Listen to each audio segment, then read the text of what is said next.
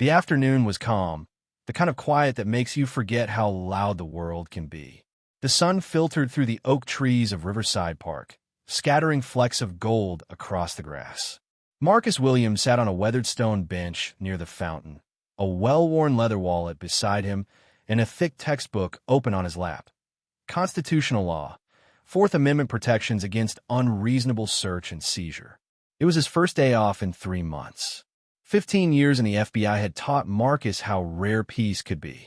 His work as director of the FBI's Region 5, the youngest ever appointed to that role, demanded long nights, impossible decisions, and sacrifices his family rarely understood. Today was supposed to be different. No phone calls, no emergencies. Just the sound of water, the rustle of leaves, and words on a page reminding him why he joined law enforcement in the first place. To protect the rights written in that very book. He didn't know that peace was already ending. Across the park, Officer Carter eased his patrol car, Unit 47B, along the winding path that bordered the fountain. His eyes swept across joggers, families, and finally landed on Marcus. A black man, mid-40s, jeans, gray sweater, sitting alone with a law book. Nothing unusual, except to Carter, was suspicion flickered in his gaze, small but sharp. He drove past once, then twice. Marcus noticed. Growing up black in America had taught him to notice who was watching, how long, how close. He'd spent his career teaching young agents how observation could save lives. But this kind of observation carried a different weight, one he'd known since boyhood. Still, he kept reading. On the third pass, Carter didn't keep driving. The patrol car slowed to a stop 20 feet away. The engine idled, heavy and low. The door opened. Boots hit pavement. "Afternoon," Carter called out, his tone clipped. He was tall, squared shoulders, a hand resting too near his holster. Sunlight glinted off badge number 2847. Marcus looked up slowly, careful not to make any sudden moves. "Afternoon, officer. What are you doing here?" Marcus gestured to the book in his lap. "Reading. Enjoying the park. I've been patrolling this area for 8 years. Never seen you here before." "It's a public park," Marcus said evenly. "Do I need a permit to sit on a bench now?" Carter's lips tightened. "You live around here?" Marcus felt the first stir of unease. He'd trained hundreds of agents in lawful detainment procedures, and every instinct told him this wasn't about protocol. "Am I being detained?" he asked quietly. "Or am I free to go?" The words hit like a challenge. Carter's posture changed. Shoulders back, chin lifted, authority asserting itself. "I'm asking the questions. You got ID?" Marcus kept his voice steady. "I'd like to know what reasonable suspicion you have for this stop." Carter's cheeks flushed. "You're in a public park acting suspicious. That's all the suspicion I need." Marcus blinked once. "I'm reading a book, officer. What's suspicious about that?" The attitude, Carter snapped. The refusal to cooperate. He took a step closer, the weight of his presence pressing down like a warning. Around them, the park quieted. A mother pulled her child away from swings. A jogger slowed, removing one earbud. 2 elderly people on a nearby bench stopped talking altogether. Somewhere, a teenage boy lifted his phone, the start of a recording. Marcus could feel the air tighten, the same electric pressure he'd felt 15 years ago when his younger brother Michael was stopped for looking suspicious while walking home from law school. Michael had been handcuffed, booked, held for 48 hours, charged with resisting arrest. It took 2 years and nearly $50,000 to clear his name. The damage, though, had lasted much longer. That memory was why Marcus joined the Bureau. To change the system from the inside. To make sure no one else endured what Michael had. But sitting there now, hands visible on a book about constitutional rights, he felt the bitter irony of it all. Carter keyed his radio. "Dispatch, this is Unit 47B. I'm requesting backup at Riverside Park. Got a suspicious individual refusing to comply." The radio crackled in reply. "Copy that, 47B. Backup en route." Marcus inhaled slowly. He noted everything. The patrol number, the camera mounted to a light pole 15 feet away, the distance of each witness. His mind ran through the sequence of evidence gathering like muscle memory. calm, precise, observing the system that was supposed to protect him now turning against him. When authority stops asking and starts commanding, he thought justice has already begun to bend. Carter's patience broke first. He reached out, gripping Marcus's arm hard enough to bruise. "Get up," he barked. "Officer, there's no need." "I said get up." The law book fell from Marcus's lap, pages splaying across the concrete, spine cracking. He rose slowly, making sure his movements were deliberate and non-threatening. Resistance, he knew, only gave men like Carter permission to escalate. Compliance never guaranteed safety, but sometimes it bought a second to think. Carter shoved him roughly against the bench. The search was fast, harsh, invasive. Hands patting down his sides, his waist, his legs. A performance of authority rather than procedure. "Got anything I should know about?" Carter demanded. "Weapons? Drugs?" "No, sir," Marcus said quietly. "We'll see about that." Carter reached into Marcus's back pocket and pulled out his wallet. He flipped it open, driver's license, credit cards, cash, and then froze. Nestled inside was a small dark blue badge case embossed with gold. He held it up. "What's this?" Marcus met his eyes. "My credentials." Carter opened the case, read the lettering through the plastic window. Federal Bureau of Investigation. His face twisted with disbelief. "Nice try. You can buy these online for $20. "Officer, that badge is—" "Shut up," Carter snapped. "Turn around. Hand behind your back." The click of handcuffs echoed like a verdict. Cold steel bit into Marcus's wrists, tightening until pain radiated up his forearms. He winced, but didn't speak. A murmur rippled through the crowd. The teenage boy lifted his phone higher. A businessman shouted. He wasn't doing anything. "Back off," Carter barked. "Unless you want to be arrested for obstruction."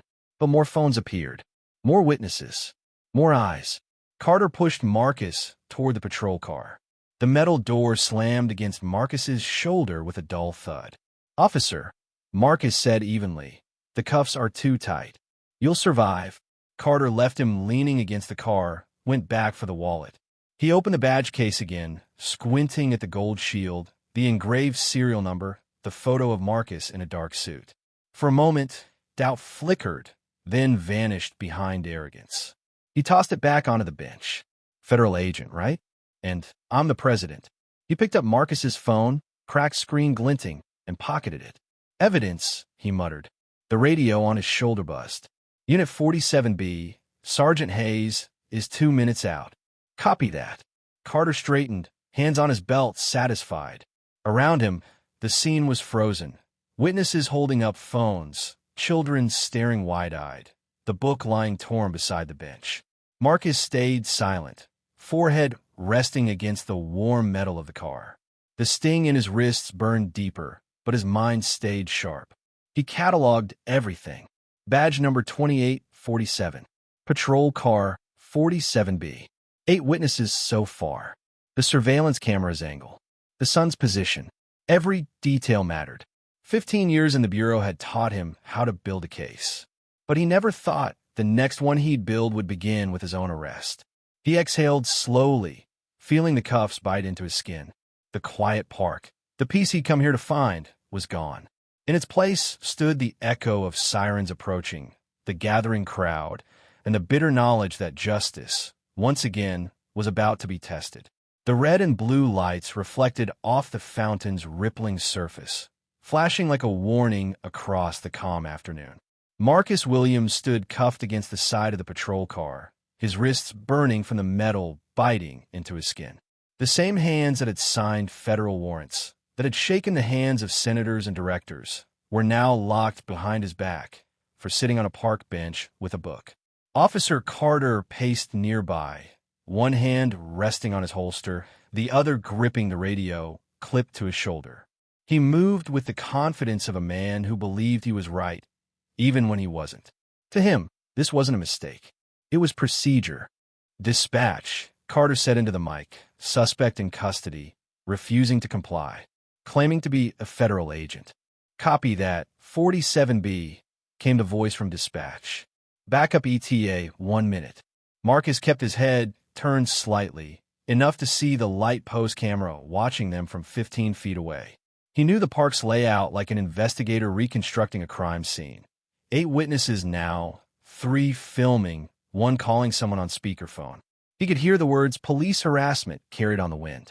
The smell of asphalt and cut grass mixed with the cold scent of steel.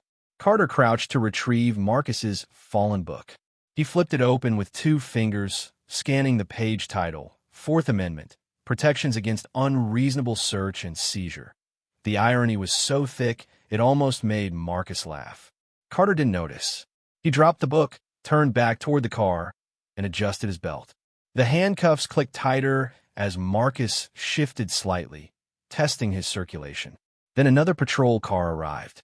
The second cruiser rolled to a stop beside the first, tires crunching over gravel. The door opened, and Sergeant David Hayes stepped out. His gait was measured, his eyes sharp. 15 years on the force had taught him when something didn't feel right, and this didn't. "What's going on here?" Hayes asked. Carter gestured toward Marcus. "Suspicious individual. Refused to provide ID. Try to pass off a fake FBI badge." Hayes's brow furrowed. "Fake?" "Yeah," Carter said, shrugging. "He thinks he's some big shot. Had this in his wallet." He held up the blue leather badge case. The gold emblem glinted in the sunlight. Even from 6 feet away, Hayes could tell the weight of the metal, the engraving, the detail. It didn't look fake. He'd seen plenty of counterfeits in his career. This wasn't one of them. "Sir," Hayes said, stepping closer to Marcus. "Can you tell me what happened?" "I was reading," Marcus replied evenly. Officer Carter approached without cause. When I asked what reasonable suspicion he had, he became aggressive. Carter's face tightened. He was acting suspicious, looking around like he didn't belong. "I was reading about constitutional law," Marcus said quietly. "That's not a crime." Hayes crouched, picked up the badge case from the bench, and opened it fully. The seal was embossed, the photo laminated under clear plastic, the serial number engraved with precision. His stomach knotted. "Carter," he said, his voice calm but edged. "Did you run his name through the system?" "Didn't need to," Carter said, defensive. "Obviously fake." "Humor me," Hayes replied. He turned back to Marcus. "What's your name, sir?" "Marcus Williams." Hayes lifted his radio. "Dispatch, this is Sergeant Hayes. Run a name check for Marcus Williams through federal databases." "Copy that, Sergeant." "Stand by." The seconds dragged like minutes. The park was silent except for the fountain's steady burble. The joggers, the old couple, the teenager, all of them watching. Recording. Waiting. Carter folded his arms, impatient. "You're wasting your time." Hayes didn't answer. He just watched Marcus, the stillness in his posture, the directness in his gaze. Not a flicker of fear, only quiet endurance. Guilty men avoided eye contact. This one didn't. 30 seconds. Then the radio crackled to life. "Sergeant Hayes, results on Marcus Anthony Williams, age 45. That name is flagged in federal law enforcement databases." Hayes's pulse quickened. "Do you have a badge number for verification?" "Stand by." Carter shifted, glancing at Hayes. "What's going on?" Hayes ignored him. Another pause. Then the dispatcher's tone changed. Careful, professional, almost nervous. "Badge number registered to Marcus A. Williams, Director of the Federal Bureau of Investigation, Region 5. Highest security clearance. If you have this individual in custody, Sergeant, I need to notify." Hayes lowered the radio slowly, his hand trembling. Carter stared at him. "What did they say?" Hayes didn't answer. He turned to Marcus, still cuffed, still leaning against the patrol car. And in that moment, Marcus changed. Not physically, but something in the air shifted. His shoulders straightened, his eyes sharpened. The prey had remembered it was a predator. "Officer Carter," Marcus said, his voice calm, but carrying authority that filled the space between them. "I'm going to ask you one more time. On what legal grounds did you detain me?" Carter blinked. I had reasonable suspicion that." "Based on what specific, articulable facts?" Marcus's words sliced through the air. Carter's confidence wavered. He was sitting alone, looking around. "Reading," Marcus corrected. "Reading a law book in a public park." Hayes thrust the badge case toward Carter. "Look at it again," he ordered. Actually look at it. Carter snatched it, squinting at the ID. The gold shield gleamed under the sun. The photo was the same face now staring at him in handcuffs. The title was unmistakable. Director, FBI Region 5. It's fake, Carter muttered, voice cracking. Anyone can print these. The dispatcher confirmed the badge number. Hayes said sharply. It's real. It's him. Carter's face drained of color. That's not possible. I would have known. He would have said something. I tried, Marcus said quietly, his tone like cold iron. You weren't listening. Carter's hand trembled. The badge shook slightly, the sunlight flickering across it like a heartbeat. This can't be. Dispatch. Carter stammered into his radio. Unit 47 be requesting confirmation on that badge number. Static filled the air. Then the dispatcher's voice came again, steady and firm. Badge number F0247 is assigned to FBI Director Marcus Anthony Williams. Credentials verified through federal databases. Director Williams has authority over all FBI operations in this region, including coordination with local law enforcement. Carter's knees nearly buckled. Do you currently have Director Williams in custody? The dispatcher asked. Silence. The teenager's phone was still recording. The crowd had grown to 15, maybe 20 people. Some were whispering. Others just stared. The footage was already streaming online. Carter swallowed hard. He's detained, he said finally, voice thin. Handcuffed. Release him immediately, the dispatcher ordered. Captain Morrison has been notified and is en route. Carter's hand dropped, radio still transmitting. He looked at Marcus the way a man looks at a storm he can't escape. Hayes moved first. Sir, I want to get those cuffs off. He approached carefully, keys in hand. I apologize for. Just take them off, Sergeant. The metal clicked open.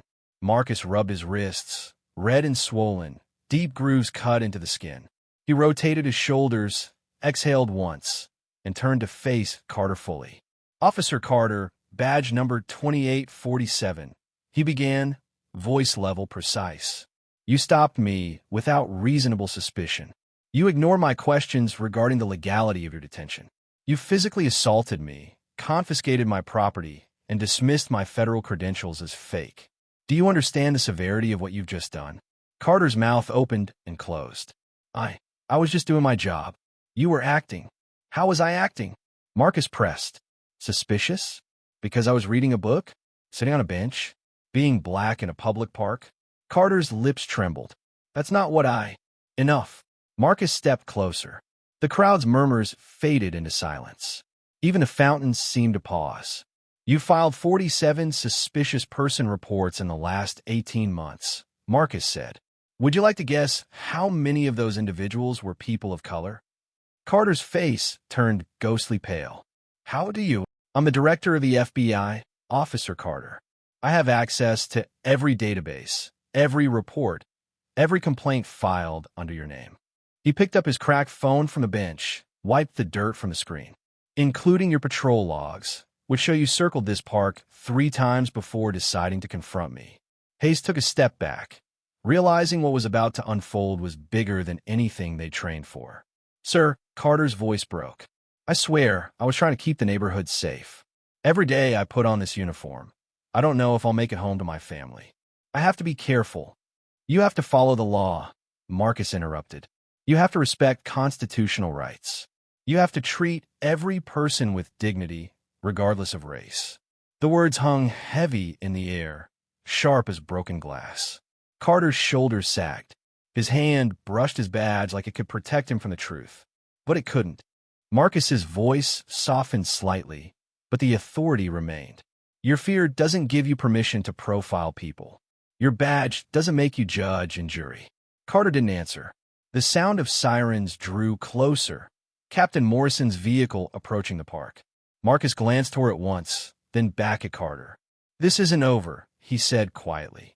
Not even close. The sirens wailed louder, echoing through the trees, announcing the next chapter, where accountability was coming, and it had a name. The sirens died as Captain Robert Morrison's patrol car rolled to a stop beside the 2 cruisers already crowding the edge of Riverside Park. His door opened before the engine quieted. He was a tall man, built on command presence and 30 years of habit, square shoulders, clipped stride, and the controlled tone of someone used to being the highest authority in any room. But this wasn't a room. It was an open park, full of witnesses. And the man standing in front of him wasn't just anyone. Sergeant Hayes met him halfway, voice low but urgent. "Captain, this is Director Marcus Williams of the FBI, Region 5. Morrison froze. "What?" Marcus turned from where he stood beside the patrol car, his wrists still marked by red grooves where the cuffs had cut deep. His expression was composed, but his eyes held something sharper than anger, a clarity that could slice through arrogance like glass. "Captain Morrison," Marcus said, his voice steady. "We need to talk." For a heartbeat, Morrison's mask slipped. Then he recovered, extending his hand. "Director Williams, I wasn't aware you were in the area. If we'd known." Marcus didn't take the hand. "You would have what?" "Treated me like a human being instead of a suspect." Morrison's jaw tightened. The crowd was watching, cameras raised, every word live-streamed to an audience already multiplying online. He glanced at Carter, who looked pale and rigid beside his car, and barked, "Officer Carter, return to your vehicle." Carter didn't move. "Now!" Carter stumbled backward, nearly tripping over his own boots as he retreated to the cruiser. Marcus's gaze didn't leave Morrison. "Captain, I want access to Officer Carter's patrol records, specifically his stop-and-question reports for the past 18 months. "With respect, Director," Morrison began carefully, "those are internal department files. I need a warrant." "You can cooperate voluntarily," Marcus cut in, "or I can have a federal warrant delivered within the hour. Which would you prefer?" Morrison's cheeks flushed red. He looked from Marcus to the witnesses, then to Hayes, who was standing awkwardly beside the second patrol car. "I'll need to consult our legal department." "Captain," Marcus said quietly, "I was just handcuffed, assaulted, and had my constitutional rights violated by one of your officers. My credentials were dismissed as fake. I was treated like a criminal for reading a book in a public park." He took a deliberate step closer. "This isn't a request. This is me giving you the opportunity to get ahead of a federal civil rights investigation." Hayes shifted, uncomfortable. "Captain, the computer terminal in Unit 47B still has access to Carter's logs. Director Williams has legal authority to review them." Morrison shot Hayes a look sharp enough to cut steel, but he saw the inevitable in the man's eyes. The captain's department was already burning. All he could do now was try not to get swallowed by the flames. "Fine," Morrison muttered. "Sergeant Hayes, assist Director Williams." Marcus turned toward the patrol car. Carter was sitting inside, gripping the steering wheel like it was a lifeline. "Out," Marcus ordered. Carter hesitated, then scrambled out, moving as if the seat itself had caught fire. Marcus slid into the passenger seat. Hayes leaned in from the driver's side, fingers flying across the onboard terminal keyboard. The digital log appeared. Rows of text, dates, and reasons for stop and question. "Here," Hayes said quietly, scrolling. "Last 18 months. Every report filed by Carter." Marcus's eyes scanned the screen. His face didn't change, but his jaw muscle flexed once. 47 stops, he said. He reached for his phone, cracked screen glinting, and began taking pictures. Asterisk click. Click. Click. Asterisk every page. Every line. "Sergeant," he said without looking up, filter by demographic information. Hayes hesitated. "Sir, do it." The sergeant complied. The filtered results populated on the screen. Names, ages, ethnicities. Marcus stared at the numbers. 47 stops. 41 of them involved Black or Hispanic individuals. He took another photo, then another, then switched to video mode, narrating in a calm, deliberate tone. 47 stops. 87% targeting minorities in a county where people of color make up 32% of the population. Hayes swallowed. "Sir, I knew Carter stopped a lot of people, but I didn't realize it was that bad." "That's how these patterns hide," Marcus replied, his voice even. "No one looks at the whole picture until someone forces them to." He kept scrolling. "What about complaints?" Hayes pulled up another file, his breath catching. 12 complaints in 2 years. 9 dismissed for lack of evidence, 3 pending review. Marcus photographed those 2. Pending review, for how long? 8 months on one, nearly a year on another. Outside, Morrison stood rigid near the bench where the book still lay torn and dirty. He was watching the pillars of his authority crumble in real time. When the last photo was taken, Marcus stepped out of the car. The cracked phone gleamed faintly in his hand, its lens reflecting the badge number on Carter's chest, 2847. Behind Marcus, the patrol terminal glowed with data, 47 stops, 41 minorities, 87%, the asterisk. The numbers told a story that didn't need embellishment. Captain Morrison, Marcus called across the grass, his voice carrying like a gavel strike. Call Officer Carter over here. Morrison hesitated. Director Williams, perhaps we should continue this discussion at the station. Here, Marcus said firmly. Now. The words sliced through the afternoon air. Morrison gestured sharply. Carter emerged from behind his car, head bowed, steps slow, a man walking to his own sentencing. He stopped 6 feet from Marcus, unable to meet his eyes. Officer Carter, Marcus began, tone even but unyielding. I've reviewed your reports for the past 18 months. 47 stops. Can you explain why 87% involve people of color? Carter's lips parted, but no sound came. Let me help you, Marcus continued. In a county where minorities make up 32% of the population, your stops target them nearly 3 times that rate. Statistically, that's not random. That's a pattern. Carter's throat worked. I stop people who look suspicious. Marcus took a measured step forward. And what, exactly, makes them look suspicious? Be specific. Do they act nervous? Look around. Sometimes they're wearing hoodies or walking in areas they don't usually. Marcus's voice sharpened, like someone reading a book in a public park. The words landed like a slap. Carter flinched. The crowd's murmurs rose. Phones zoomed in. Marcus held up his phone, showing the photographs he'd taken.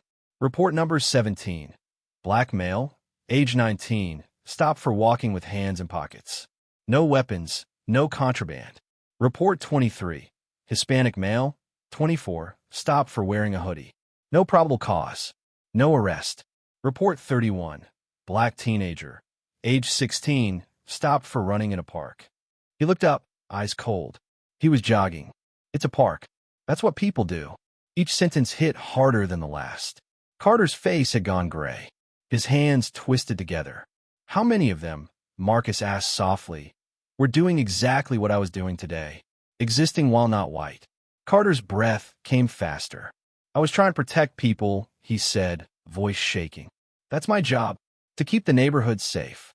Marcus's tone cut clean through him. From what? From readers? From teenagers wearing sweatshirts? Or from people who look like me? Silence spread like a wave through the park. Even the fountain seemed to hush. Morrison cleared his throat, stepping forward. Director Williams, Officer Carter will be placed on administrative leave, pending investigation. Marcus turned his gaze on him. You received 12 complaints about Carter in 2 years, Captain. What did you do? Morrison straightened his shoulders. We reviewed each complaint according to protocol. 9 were dismissed, 3 are still pending. Some of them for nearly a year, Marcus interrupted. At what point does pending review become hoping people forget? The crowd stirred, recording every word. Morrison's face reddened under the scrutiny. We have procedures, he said tightly. Due process. I can't just fire an officer based on accusations. No, Marcus said, but you can investigate. You can track patterns. You can act when the evidence becomes undeniable. He gestured toward the patrol car screen. This isn't about one bad day, Captain. This is about a system that enabled 47 violations of constitutional rights, and you're the one who oversaw it. Morrison's hands clenched at his sides. For a moment, he looked like a man ready to argue, but the weight of cameras and witnesses pinned him in silence. Marcus turned back to Carter. Remove your badge and weapon. You're suspended, effective immediately. Carter's eyes darted to Morrison. Captain, he can't just. Morrison's voice cracked. He can. Federal authority supersedes local command. Do what he says. Carter's fingers fumbled at his chest. The badge slipped once, twice, before he managed to unpin it. He stared at the small piece of metal, as though it were both shield and curse. "Captain," Carter's voice broke. "Please. I have a family. I never meant." "You never meant to get caught," Marcus said, taking the badge from his trembling hand. "There's a difference." He looked at it, gold and cold, a symbol that had lost its meaning. Then he handed it to Morrison. "This is just the beginning," Marcus said. "I'm opening a full federal investigation into your department." He pulled out his phone and dialed. It rang twice before a crisp voice answered. "FBI Regional Office. This is Director Williams," Marcus said. "I need a Civil Rights Division team deployed to Riverside Police Department within 24 hours. Full audit. I'm sending preliminary evidence now." He tapped the cracked screen, forwarding the photos. 47 stops, 12 dismissed complaints, a documented pattern of racial targeting. "Yes, sir," the voice replied. "Team will assemble immediately." "Treat this as priority 1, Marcus said, glancing at Morrison. "We're dealing with systemic violations, not isolated misconduct." When he ended the call, the park was silent again. Morrison found his voice, but it came out thin. "Director Williams, perhaps we could discuss this privately." "No," Marcus said flatly. "This happened in public. It gets addressed in public." He gestured toward the stone bench. "Sit down, Captain. You and I need to have a conversation." They sat opposite each other, divided by the cracked book lying between them. A broken spine and torn pages, the physical embodiment of everything that was wrong with the system. Hayes lingered awkwardly nearby.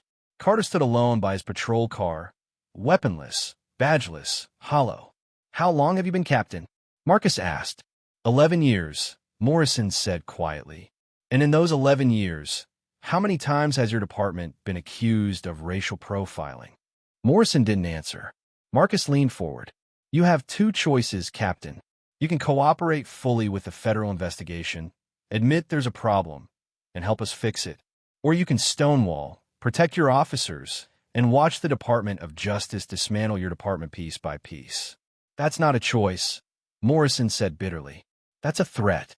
"No, Captain," Marcus replied. "A threat is what Officer Carter did when he put his hand on his weapon. This is a consequence." He paused, then continued, voice low and deliberate. "Here's what's going to happen. My team will review every stop, every complaint, every use of force report for the past 3 years. We'll interview community members, examine training protocols, and identify every officer who's been operating like Carter."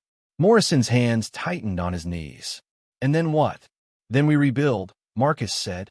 "Mandatory bias training. Body cameras for every officer. Civilian oversight board. Independent audits. Your department becomes the model for reform, or the example of what happens when reform comes too late." "That'll take years," Morrison said quietly. "It'll cost millions. It'll save lives." Marcus's eyes darkened. "Do you know how many of Carter's 47 stops could have ended like mine, or worse?" He reached into his wallet and pulled out a photo, a young black man in graduation robes, smiling. The edges were worn, soft from years of being handled. "My brother," Marcus said. "Michael. 15 years ago, he was walking home from law school. An officer thought he looked suspicious. They arrested him, charged him with resisting arrest. He never resisted anything. It took 2 years and $50,000 to clear his name. He should have been a civil rights attorney. Instead, he left law because he couldn't trust the system anymore." He looked at the photo a long moment before sliding it back into his wallet. "That's what you're defending, Captain. That's what Carter's been doing. Crushing trust, destroying hope, making people afraid of the very institutions meant to protect them." Morrison's voice was small. "I didn't know. You didn't ask," Marcus said. "That's the problem." He stood, the late afternoon sun framing him like a verdict. "I want your resignation on my desk within 48 hours. Morrison's head snapped up. "You're asking me to destroy my career." "I'm giving you a chance to save it," Marcus said. "Resign voluntarily. Cooperate with the investigation. Help us fix what you broke. Or stay, fight this, and face federal charges for civil rights violations under your command." For a long moment, Morrison said nothing. The weight of the decision hung between them like a noose. Finally, his shoulders slumped. 48 hours, he whispered. Marcus nodded once. One more thing. He looked at Hayes. Sergeant Hayes will testify about department culture. What officers see and don't report. He'll tell the truth. Hayes straightened, caught between fear and resolve. Sir, You're going to do the right thing, Marcus said. Even if it's uncomfortable. Even if your colleagues hate you for it. That's what integrity looks like. Hayes met his gaze and nodded. Yes, sir. Marcus picked up his book from the ground, brushing dirt off the torn pages. The spine would never close properly again. Some things, once broken, never go back to what they were. But sometimes they become something better. He turned toward the crowd. Witnesses still holding phones, still watching. 3 days from now, he said, voice carrying across the park, there will be a community meeting here. 7 p.m. Everyone's invited. Bring your stories. Bring your complaints. Bring your hope that things can change. He started to walk away, then paused, looking back at Morrison, Carter, Hayes, and the silent witnesses. And bring cameras, he said. We're going to make sure everyone sees what accountability looks like. 3 days had passed since the arrest that shattered Riverside Park's illusion of peace. 3 days since an officer's suspicion collided with a man's quiet afternoon and exposed a system that had long mistaken prejudice for protection. The city had not stopped talking about it. Every news outlet had replayed the footage, the handcuffs, the torn law book, the moment the dispatcher's voice confirmed Director Marcus Williams, FBI Region 5. Clips had spread across every platform, captioned in bold letters. When power meets accountability. The FBI director, who was handcuffed for reading. By the third morning, the story had reached Washington. Marcus stood by his office window, the skyline of the city stretching toward a pale horizon. His phone buzzed relentlessly, calls from senators, federal liaisons, civil rights organizations, and fellow law enforcement directors. Everyone wanted a quote, a statement, a narrative they could package neatly for the evening broadcast. But Marcus refused the noise. This wasn't about a headline. This was about change.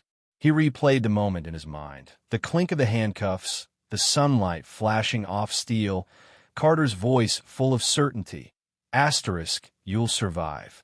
Asterisk, that single phrase had echoed in his head for nights. He had survived, but countless others hadn't. Now, the survival had to mean something. He turned from the window and reached for the same cracked phone he'd carried that day. Its broken screen still worked, spiderweb lines framing the photos he'd taken in the patrol car. 47 stops, 41 minorities, 12 complaints. Evidence of a disease spreading beneath the badge. Marcus dialed one number. Agent Collins, came a voice on the other end. Collins, I need the Civil Rights Division team ready within the hour, Marcus said. We're going to Riverside PD. Bring the documentation team, data analysts, and the community liaison officers. We start the audit today. Yes, sir, Collins replied. Is the captain cooperating? He will, Marcus said. His tone was ice. He doesn't have a choice. By noon, a convoy of black SUVs rolled into the Riverside Police Department parking lot. The building looked smaller than Marcus remembered. Brick facade faded, windows smudged with years of dust and indifference. The flag above the entrance waved lazily in the wind, its edges frayed. Inside, the mood was thick and uneasy. Officers whispered in corridors, pretending to look busy. A few glanced up as Marcus entered, recognition flashing in their eyes. Not the respectful kind, but the wary kind reserved for men who hold your future in their hands. Captain Robert Morrison stood, waiting in the main lobby. His uniform was immaculate, but the exhaustion behind his eyes betrayed sleepless nights. Director Williams, he greeted stiffly. Captain, Marcus replied. Let's get started. Morrison gestured toward a conference room where several federal agents were setting up laptops, scanners, and evidence folders. Your team can operate from here. My internal affairs unit will provide. There's no need, Marcus interrupted. This investigation will be independent. My agents will need access to your internal database, complaint files, and disciplinary records. Morrison's jaw tightened. We have officers who... You had officers who ignored 47 violations of constitutional rights. Marcus said sharply. You'll have to forgive me if I don't trust your internal review. The room went silent. The tension hummed like electricity in the air. Morrison swallowed hard. Understood. Marcus turned to his team. Begin. For the next 6 hours, the FBI combed through thousands of documents. Patrol logs, arrest reports, body camera footage. Each line of text another piece of a puzzle that revealed the same ugly pattern. Bias. Neglect. Cover-up. Every random stop, every routine search, every suspicious individual was cataloged, cross-referenced, and mapped. Red dots began to fill the digital map projected on the wall. Clusters of incidents, neighborhoods where the same names appeared over and over. By 3 p.m., Agent Collins looked up from his laptop. Sir, we've confirmed a departmental bias trend extending beyond Officer Carter. There are at least 9 officers with similar racial disproportions in their stop records. Marcus folded his arms. How similar? Within 10% of Carter's numbers. He exhaled slowly. That's systemic. Collins nodded grimly. Yes, sir. It's embedded. Morrison sat in silence, watching his department's credibility evaporate pixel by pixel. Finally, he spoke. What happens now? Marcus looked at him. Now, Captain, we rebuild. The next day, an emergency press conference convened outside the Riverside Police Department. Dozens of reporters crowded behind barricades. Cameras clicked as Marcus approached the podium in a dark gray suit, the FBI seal gleaming on the backdrop behind him. He spoke without notes. 3 days ago, he began, an incident occurred in Riverside Park that exposed more than one officer's misconduct. It revealed a culture of bias, one that has gone unchecked for years. Reporters scribbled furiously. Microphones leaned forward. My office has completed an initial audit of the department's records. The findings are clear. 47 unlawful stops, 12 ignored complaints, and a pattern of racial profiling that cannot be explained away as coincidence. A wave of murmurs swept through the crowd. Marcus continued, his voice calm but cutting. Effective immediately, Officer Carter has been placed under federal review.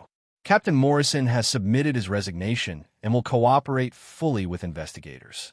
Cameras flashed in a frenzy. Morrison stood off to the side, face pale, eyes fixed on the pavement. This investigation isn't about revenge, Marcus said. It's about accountability, about restoring trust between law enforcement and the citizens we serve. No one is above the Constitution, not even those sworn to defend it.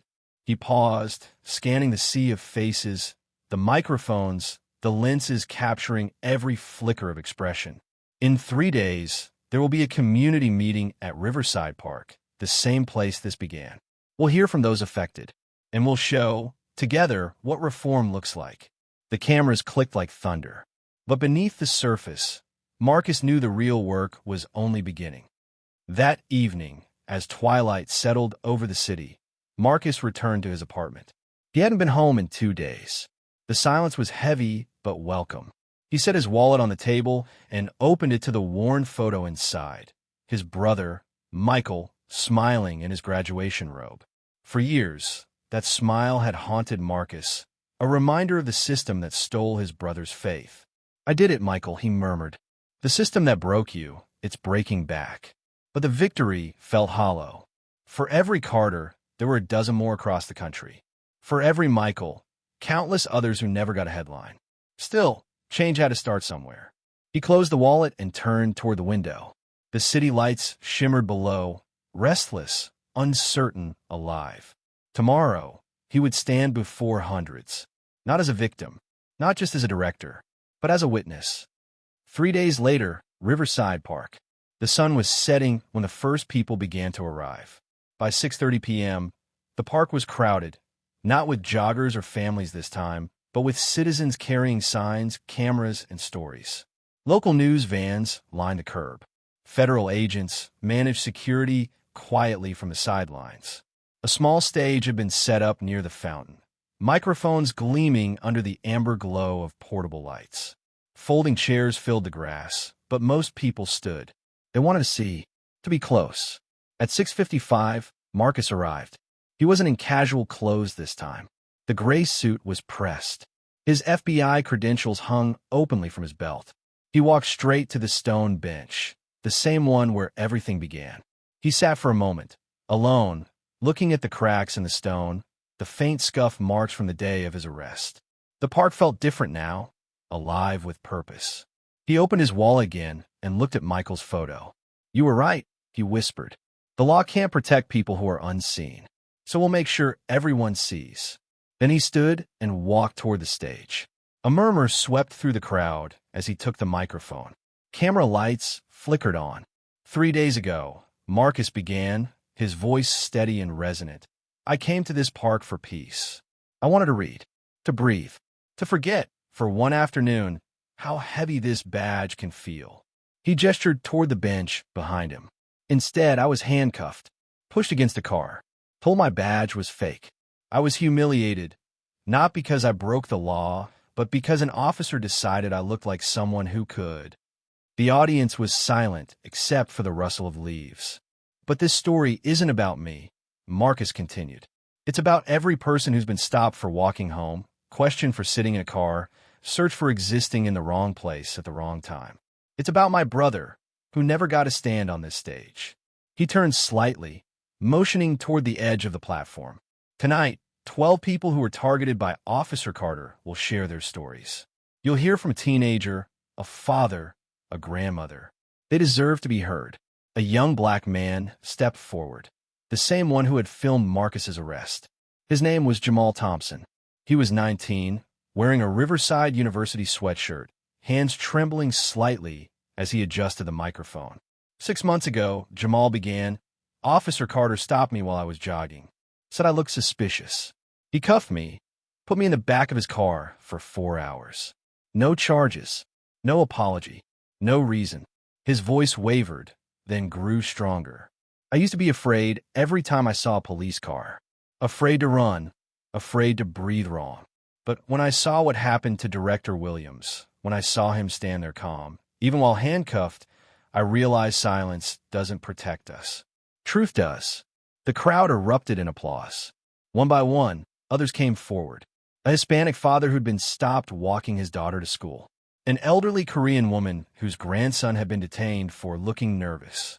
A white mother whose teenage daughter had recorded Carter's harassment, but had been too scared to share it. Each voice added another thread to the tapestry of truth. Each story another mirror held up to the system. When they finished, Marcus returned to the microphone. The crowd fell silent again, faces illuminated by the orange glow of sunset. "Tomorrow," he said, "our federal team begins a full audit of this department. We'll review 3 years of stops, complaints, and use of force reports. Every pattern, every ignored warning, every failure to act will be documented." He glanced toward the side of the stage where Morrison stood, no longer in uniform, but in civilian clothes. His resignation had been accepted that morning. He looked smaller now, humbled by the weight of consequence.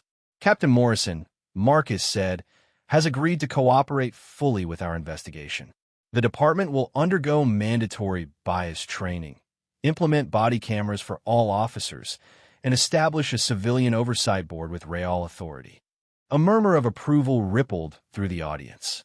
"But this," Marcus added, "isn't about one department or one man. It's about what happens when we stop accepting injustice as normal, when we document it, when we speak up, when we demand better from the systems meant to protect us." He reached into his briefcase and lifted the same law book, its spine broken, pages torn. He held it up. "This book was on my lap when I was arrested," he said. "It's damaged now. It'll never close properly again. But I keep it as a reminder that justice, once broken, can still be repaired." He walked to the bench and set it down gently. "I'm leaving it here for anyone who wants to learn what their rights are and what they're worth." Then he turned back to the crowd, his voice low but carrying power. "If you witness injustice, record it. If you experience discrimination, report it. If you see something wrong, don't wait for someone else to fix it. Be the someone." The applause started slow, then grew. It rolled through the park like thunder, wave after wave of voices, clapping, cheering, crying. Marcus stepped down from the stage, the sound surrounding him.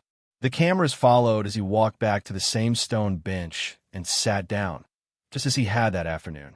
Only this time, the silence wasn't fearful. The park wasn't watching in suspicion. It was watching in respect. The fountain burbled softly. Children laughed somewhere behind him.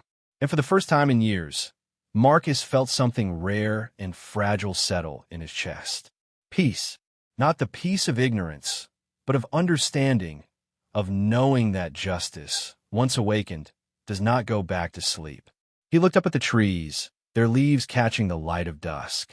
"We're just getting started," he whispered.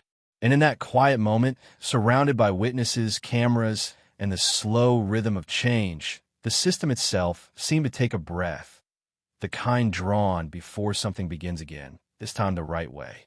3 nights had passed since the rally at Riverside Park. 3 nights since a city found its voice. The story of FBI Director Marcus Williams had circled the nation like wildfire. Talk shows debated it. Churches preached about it. Civil rights groups held vigils in his name. But inside Marcus's apartment, the noise had quieted. He sat by his window before dawn, coffee untouched beside him, the city still asleep beyond the glass. His hands rested on the same law book that had once been torn open across concrete. The spine was crooked now, the pages warped with dirt and fingerprints, but it was still legible, still alive. He turned to a section he'd read countless times. Asterisk, the Fourth Amendment. The right of the people to be secure against unreasonable searches and seizures. Asterisk. He traced the words with his thumb, feeling both their fragility and their power. Laws, he knew, were only as strong as the people willing to enforce them fairly. Outside, the horizon began to lighten. The world was waking again, and so was justice. At exactly 7 a.m., Marcus walked through the doors of the Riverside Police Department one last time. The air was tense, quieter than usual.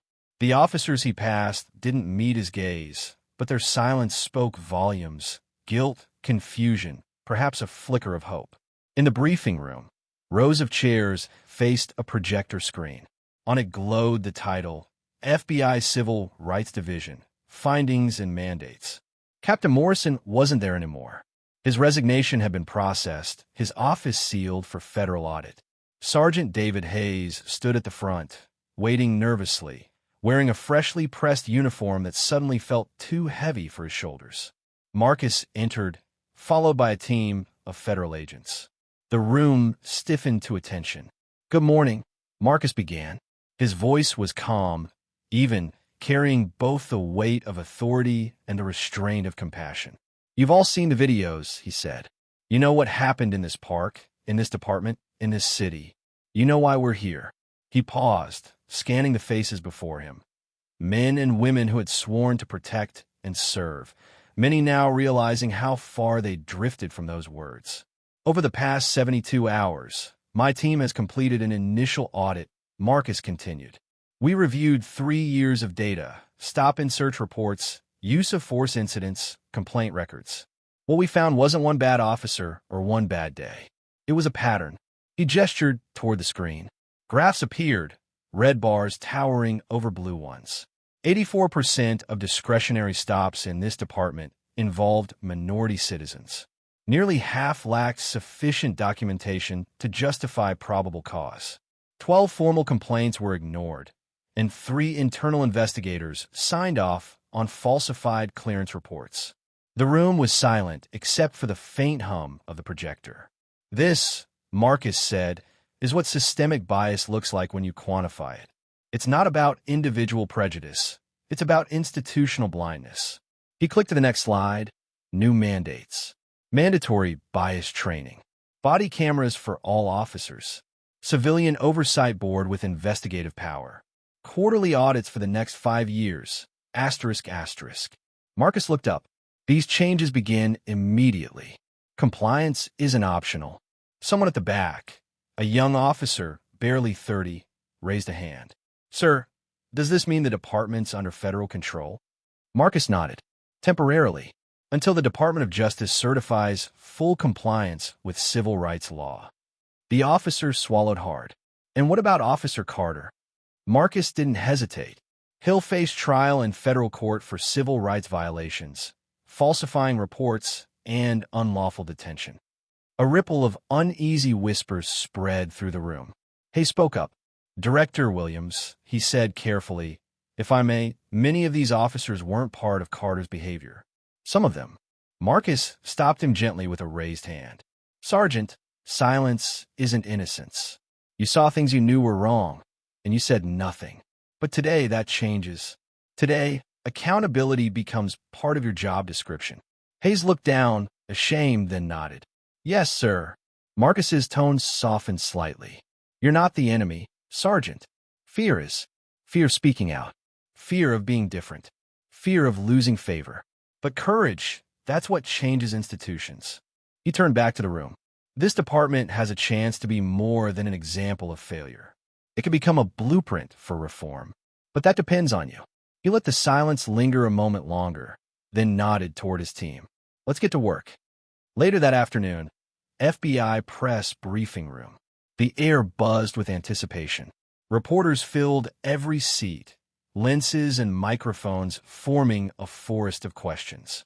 Marcus stood at the podium, a sea of cameras flashing before him. "Good afternoon," he began. 3 days ago, a single incident in Riverside Park exposed what happens when authority loses accountability. Today, I'm announcing that the Department of Justice has launched a full-scale civil rights review of the Riverside Police Department, effective immediately. He flipped open a folder on the podium. Photographs of Carter's reports, complaint summaries, demographic breakdowns. He held one up. "These numbers aren't statistics," he said. "They're people. People who were stopped, searched, and shamed for no reason other than the color of their skin." "That ends now," a reporter shouted from the crowd. "Director Williams, what message do you want this to send to law enforcement officers nationwide?" Marcus met the camera head-on. "That justice isn't a slogan," he said. "It's a discipline. You either uphold it, or you abuse it. And if you abuse it, we will hold you accountable." The room erupted in flashes and questions, but Marcus raised a hand. "One last thing," he said. "This investigation began because a teenager had the courage to record what he saw. Jamal Thompson's video reminded us that truth survives when people bear witness. To every citizen watching, keep recording. Keep speaking. Change starts when silence ends." He stepped away from the podium, the applause chasing him down the hallway. Not celebratory, but reverent, like the sound of something larger than one man beginning to move. That evening, Marcus returned to Riverside Park. The fountain was still running, its water tinted orange by the fading sun. The air carried the hum of distant traffic and the laughter of children playing nearby. The same stone bench waited for him, patient and unchanged. He walked toward it slowly, as if approaching an old friend. Sitting down, he ran his fingers across the rough surface. He could almost hear the echo of that afternoon. Carter's voice shouting commands, the crowd's breathless silence, the metallic click of handcuffs. The memory played like a film on rewind. But the park wasn't the same anymore. There were no sirens this time. No shouts. No fear. Only peace, fragile but real. Marcus pulled out his wallet and opened it to Michael's photo. His brother's smile seemed to glow in the dying light. "I wish you could have seen this," Marcus whispered. "We're finally turning the system you feared into the one you dreamed of." He thought of the people who had stood on that stage 3 nights earlier. Jamal, Patricia Johnson, the Korean grandmother, the nervous white mother who'd once been too scared to speak. Their voices had built something bigger than any badge or courtroom could contain. Collective courage. That was the real victory.